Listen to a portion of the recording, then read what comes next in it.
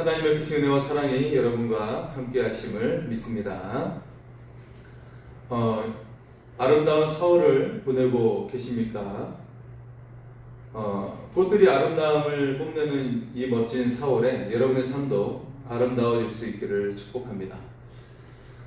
여러분 혹시 초대받았던 경험 중에 가장 기억에 남는 초대가 있습니까?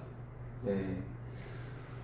저는 초대라기보다는 이제 한 교인집에 신방을 갔던 그런 적이 있었는데요. 수원에서 교회를 섬기고 있었을 때였습니다. 당시에 그 동탄에 메타폴리스라는 건물이 세워져서 굉장히 궁금증을 자아내었었는데요. 여러분 아마 중부고속도로를 달리다 보면 동탄 지역 지나갈 즈음에 4개의 큰 건물, 굉장히 높이 솟아있는 기둥과 같은 그런 4개의 큰 건물이 눈에 띄실 겁니다. 그 건물이 바로 메타폴리스라는 그런 초고층 아파트이죠. 무려 그 층수가 66층에 달하는데 교인 중에 거기에 입주하신 분이 계셨어요. 대략 40층 정도의 입주를 하셨는데 이제 올라갔는데 굉장히 높았습니다. 굉장히 높이 올라가서 하늘에 떠 있는 듯한 그런 느낌을 받았죠. 자, 그리고 그 평수도 한 60평이 넘었기 때문에 굉장히 넓고 그 구조 자체가 약간 미로처럼 이렇게 되어 있었어요. 그래서 각 방이 분리되어 있는 그런 느낌으로서 되어 있는 그것을 기억을 합니다. 당시 삼성의 이재용 회장이 결혼을 한 지 얼마 안 돼서 거기에 신혼살림을 했다는 그런 이야기가 있었기 때문에 또 많은 또 관심을 가지는 그런 건물이기도 하였죠. 자, 굉장히 그 초고층에 올라가서 그 분위기가 어떤가? 창문을 열면 바람 소리가 너무 커서 창문을 잘 열 수 없었던 것을 기억하고요. 굉장히 높은 곳에 위치했었던 것을 기억하게 됩니다. 자, 우리는 초대를 받곤 합니다. 특히 요즘에 청와대 관람하는 사람들이 많아졌다, 다시 붐비고 있다라는 그런 소식을 듣게 되었어요. 왜냐하면 새로운 대통령이 청와대로 들어가게 된다면 다시 우리가 볼 수 없기 때문에, 들어가 볼 수 없기 때문에 다시 청와대 관람이 붐빈다라고 그런 기사가 떠 있는 것을 보게 되었습니다. 여러분, 만약 한 나라의 통치자나 매우 유명한 사람의 초대를 받게 된다면 여러분 얼마나 기분이 좋을까요? 인생일 때에 최고의 기억이 남는 그런 영광의 순간이 될 것입니다. 여러분, 예수 그리스도께서는 우리를 초대하셨습니다. 모든 믿는 자가 주님의 나라에서 왕노릇할 것이라고 그렇게 말씀을 하고 계십니다. 주님은 모든 믿는 자에게 영광스러운 하나님 나라로 초대하셨어요. 그리고 주님과 함께 그곳에서 우리가 손님일 뿐만 아니라 그것을 넘어서서 주님과 함께 하나님의 왕 같은 자녀로서 살게 될 것이라고 그렇게 영광스러운 말씀을 해주셨습니다. 여러분, 이 기쁨으로 말미암아 은혜가 넘치는 그런 삶이 될 수 있기를 소원합니다. 오늘 요한계시록 14장에서 요한은 자신이 보았던 3가지 계시를 증언하고 있습니다. 이 계시는 당시 힘겨운 삶을 살았던 성도들에게 희망을 주고 있는 그런 소망의 계시가 되는 것을 볼 수가 있죠. 요한이 본 계시는 무엇이었을까요? 첫 번째 계시는 14만 4천 명의 노래를 부르고 있는 그런 계시였습니다. 자, 요한은 시온산에 선 어린 양과 그와 함께 서 있는 14만 4천 명을 보게 되는데요. 그때 하늘로부터 많은 물소리 같고 천둥 소리와 같은 음성을 듣게 됩니다. 그 음성은 웅장하기만 한 것이 아니라 마치 검고를 타는 것 같은 가락이 있었다는 것이죠. 더 인상적인 것은 14만 4천 명이 부르는 새 노래입니다. 땅에서 구원받은 그들만 노래를 배우고 부를 수 있다라고 말씀하고 있습니다.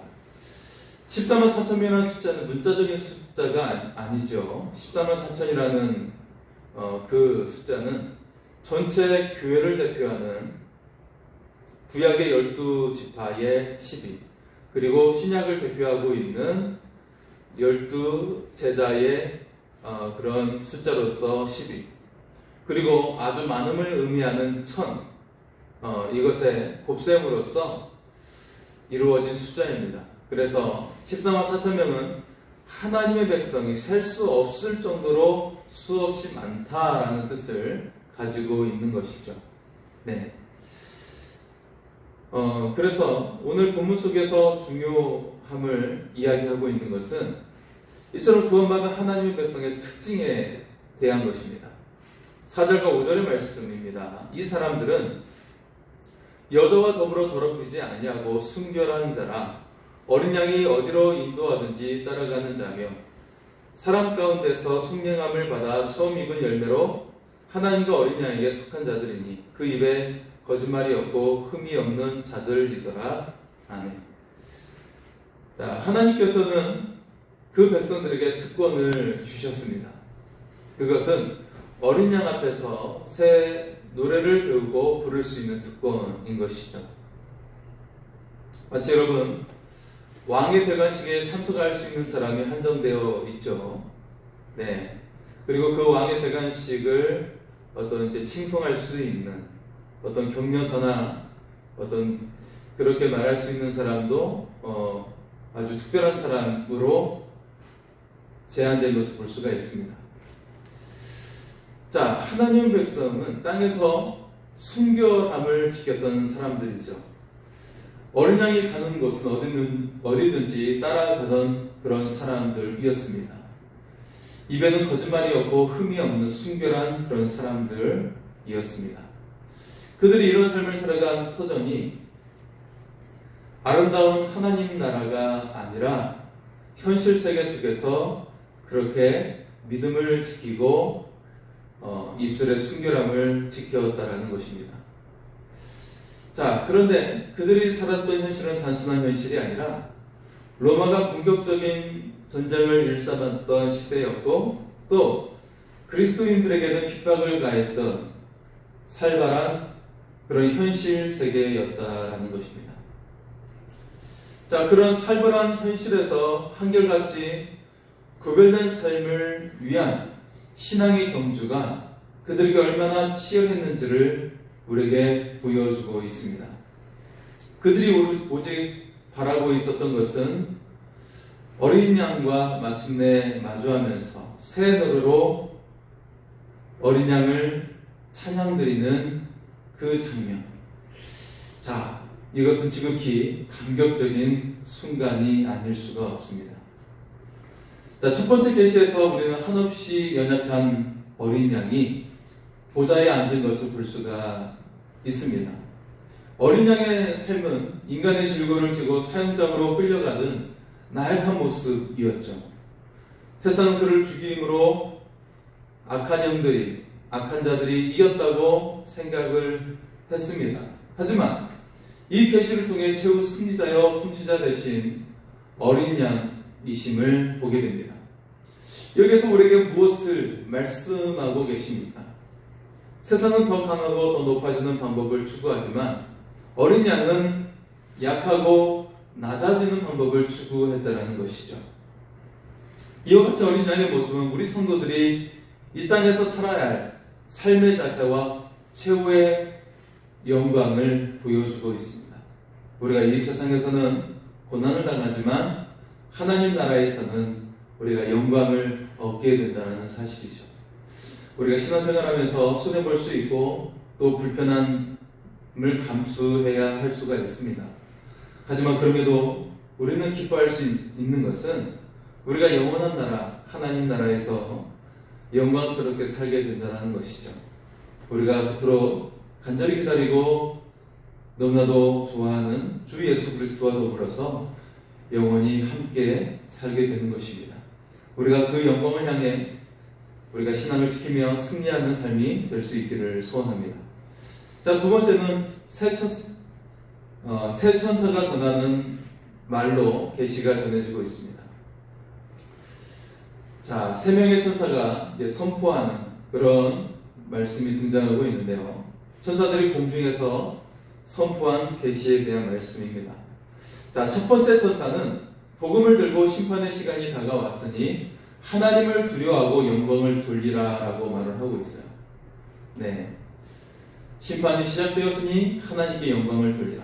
그리고 이어지는 두 번째 천사는 바벨론이 무너졌다 라고 선포를 합니다. 바벨론은 로마에 대한 은유적인 표현입니다. 따라서 심판 때에 로마가 그 행음함으로 말미암아 무너질 것이라고 선포하고 있는 것이죠. 그래서 이 바벨론이라는 표현은 굉장히 다양성, 중의적인 의미를 가지고 있는데 사도 요한이 예언했던 그 당시의 배경인 로마에 대한 것입니다. 로마가 무너졌다는 말을 그 시대에 쓸 수 있을까요? 쓸 수가 없는 것이죠. 그래서 구약시대를 대표하는 이스라엘을 고통을 주었던 대표적인 나라였던 바벨론의 그런 이름을 넣어서 사도 요한이 살았던 그 시대에 교회를 핍박하고 있는 로마에 대한 것을 말해주고 있는 것입니다. 여러분 뿐만 아니라 오늘 우리 시대에도 교회를 핍박하고 있는 악의 세력에 대해서 바벨론이라고 그렇게 표현을 하고 있는 것입니다. 하지만 그들이 결국에는 무너지게 된다는 것이죠. 자, 세 번째 천사는 짐승을 경배하고 666표를 받았던 자들이 불과 유황으로 고통을 받게 될 것이라고 그렇게 경고하고 있습니다. 자, 이 말씀은 바로 앞에 있는 말씀인데 13장에 묘사된 그 짐승은 권세를 가지고 있었고 그 짐승은 우상에게 경배하지 않는 자를 죽이고 폭력을 휘둘렀습니다. 그 대상도 가난한 자나 부한 자, 그리고 작은 자나 큰 자, 또 종이나 자유인에게 제한 없이 폭력을 휘둘렀다는 것이죠. 따라서 짐승이 핍박하고 있는 그 일이 얼마나 심각한지를 잘 드러내고 있습니다. 그래서 짐승의 핍박으로 인해 짐승을 경배하고 표를 받으면 그들은 만왕의 왕 되신 주님께 심판을 받게 된다는 것입니다. 다시 말해서 어떤 핍박과 어려움 속에서도 성도들이 반드시 신앙을 지켜야 한다라고 촉구하고 있는 것이죠. 그리고 오늘날에도 교회가 잘했든 잘못했든 여러 가지 사회 지탄을 받고 또 많은 사람들이 교회를 등들리고 있습니다. 그럼에도 불구하고 우리가 신실하신 하나님 앞에 정직함으로 나가야 될 뿐만 아니라 우리의 신앙을 잘 지켜야 한다는 것입니다. 결국에는 우리 주님께서 이 세상을 통치하시게 되고 악한 세력들은 무너지게 된다는 것이죠.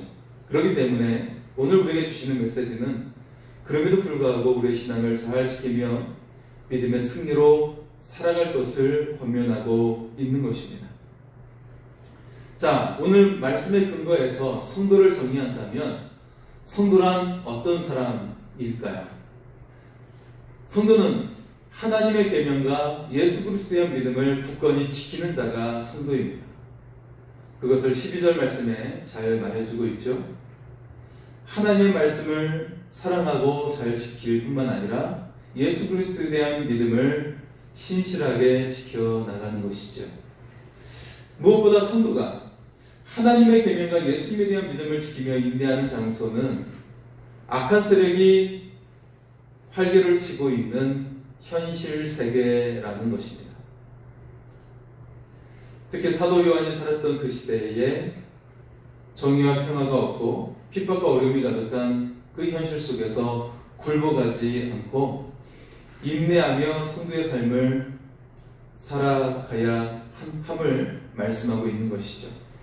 오늘 우리 시대에도 때때로 법이 제대로 적용되지 않고 정의와 평화가 없고 또 핍박과 어려움이 우리 가운데 있을 수가 있습니다. 그럼에도 불구하고 이 현실을 살아가면서 우리는 믿음을 굳건히 지켜야 한다라고 말씀하고 있는 것입니다. 여러분, 그렇다면 이런 신앙의 삶이 힘들고 고통스럽게만 하는 삶일까요? 한 가지 이야기를 한번 들려주고자 합니다. 자, 여행에는 여러 가지 여행이 있어요. 만약 여러분 직장에서 여행을 하게 된다면 그런 상황에서 내가 신입사원이라고 한다면 그 여행은 어떨까요? 긴장감을 가질 수밖에 없어요. 내가 지금 직장에서 여행을 가니까 마음껏 먹고 즐기고 노래도 부르고 게임도 즐겨야지라고 생각을 한다면 오산입니다. 예, 그는 오판을 하는 것이죠. 자, 그 여행 속에서, 직장에서 가는 여행 속에서 상사에게 어떻게 대하고 어떻게 말을 해야 될지, 어떻게 반응을 해야 될지 생각을 해야 되고요. 그리고 가장 자신이 막내로서 가장 열심히 뛰어다니고 가장 열심히 준비를 해야 되고 세팅을 하고 또 그런 여러 가지 프로그램 진행에 있어서 가장 세밀하게 점검을 해야 되는 것이 자신의 역할인 것을 깨달아야 하는 것이죠. 네. 그런 속에서 여행을 가게 되면 굉장히 힘들고 지치고 그 여행을 다녀오고 나서는 매우 기지맥진하게 될 것입니다. 하지만 반면에 그 여행이 신혼여행이라면 또 친한 친구들과 가는 여행이라면 어떨까요? 비록 장거리를 가야 되고 여행 일정이 바쁘게 돌아가고 또 비용을 내가 이제 맡은 비용을 각자 지불해야 되는 그런 상황이라 할지라도 그 여행의 순간은 아주 행복한 여행이 될 것입니다. 우리가 하나님을 믿는 신앙도 마찬가지죠. 신앙을 지키다가 현실에서 손해를 보고 어려움이 있을 수가 있어요. 그럼에도 우리를 먼저 사랑하시는 하나님으로 인해 우리는 모든 것을 감당할 수 있다는 것입니다. 이 인생길이 때때로 여러 가지 어려운 상황이 오고 비용을 더 내야 될 수도 있고 또 서로 돌아가면서 그 운전대를 잡아야 되면서 그 인생의 여행길이 여러 가지 계획도 세워야 하고 그럴 수 있지만 그 좋으신 하나님과 함께 가는 여행이기 때문에 그 자체가 행복이요 기쁨이요 그리고 즐거움의 순간이 된다는 것입니다. 여러분, 우리가 신앙을 지키는 어려움과 불편함이 있을지라도 오히려 은혜와 기쁨의 삶이 되어 살아가는 그 하나님으로 인하여 참된 기쁨을 얻는 그런 복된 삶이 될 수 있기를 소원합니다. 자, 마지막 세 번째는 심판에 대한 그런 말씀을 하고 있어요. 사실 마지막 계시는 심판의 서막이 다시 시작되고 있음을 말씀해 주고 있습니다. 마지막 계시는 인자와 같은 이가 예리한 낫을 들고 심판하시는 이야기입니다. 인자는 낫을 휘두르고 땅의 곡식과 포도송이를 거둬들이게 되는데요. 특히 이 이야기의 초점은 천사가 낫으로 거둔 포도를 하나님의 진노의 큰 포도주 틀에 던지고 밟는 사건에 있습니다.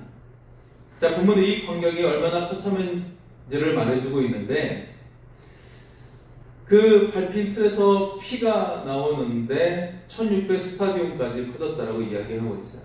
이것이 미터로 환산하면 37만 7천 미터이고 축구장 43개의 넓이에 해당합니다. 자, 이 계시의 의미가 무엇일까요? 그만큼 심판받는 사람이 많다라는 이야기이죠. 그와 더불어서 하나님을 버리고 짐승을 선택한 사람들이 많다라는 이야기이기도 합니다. 수많은 사람들이 하나님보다 세상을 더 사랑하고 있다는 것이죠. 여러분, 마지막 계시는 현실을 살아가는 그리스도인들이 두려워할 분은 오직 최후 심판자이신 예수님임을 기억하게 합니다. 눈에 보이는 큰 성 바벨론도 아니고 권세를 잡고 무참하게 핍박하는 권력자들도 아닙니다. 눈에 보이지 않으시지만 참된 세상의 주관자이신 예수 그리스도께서 온 세상을 심판하시기 때문에 우리가 두려워할 분은 오직 예수 그리스도 한 분밖에 없음을 말씀해주고 있는 것입니다. 오늘 요한계시록의 세 가지 계시는 우리에게 무엇을 말씀하고 있습니까? 당시 신앙을 지킨다는 이유로 핍박을 받았던 막막하고 험난한 현실을 살았던 그 삶 속에서 우리에게 소망을 주고 있는 것입니다. 최후의 순간이 온다 할지라도 최후의 심판자이신 주님께서 우리의 영혼을 지켜주신다는 것입니다. 결국 하나님의 백성에게 최후의 승리가 주어지고 하늘의 찬란한 영광이 주어지게 된다는 것이죠. 여러분, 그 자체로 감격스럽지 않습니까? 따라서 요한계시록은 사도 요한의 시대에 그 현실의 고통과 막막함 속에 처해있던 그리스도인들에게 강력한 소망을 주고 있다는 것입니다. 뿐만 아니라 오늘 우리들에게도 고단하고 막막한 삶 가운데 동일한 하늘의 소망과 하늘의 영광을 안겨주고 있는 것입니다. 이미 주님과 함께 승리함을 우리에게 선포해 주고 있습니다. 이 사실을 믿으면서 우리의 삶이 때때로 고단하고 힘든다 할지라도 우리는 은혜와 평강으로 가득한 삶이 될 수 있기를 소원합니다. 세상의 통치자이시고 만왕의 왕 되신 예수 그리스도께서 우리와 함께 하시고 우리를 사랑하고 계십니다. 우리도 그토록 좋으신 그 주 예수 그리스도와 더불어 함께함으로 말미암아 이 인생길이 고단한 인생길이 아니라 기쁨과 행복으로 가득한 그런 인생길로 살아갈 수 있기를 소원합니다. 우리 주 예수 그리스도께서 여러분을 사랑하십니다. 우리 시간에 좋은 일이 있으리라 같이 찬양하면서 찬양하고 기도하겠습니다.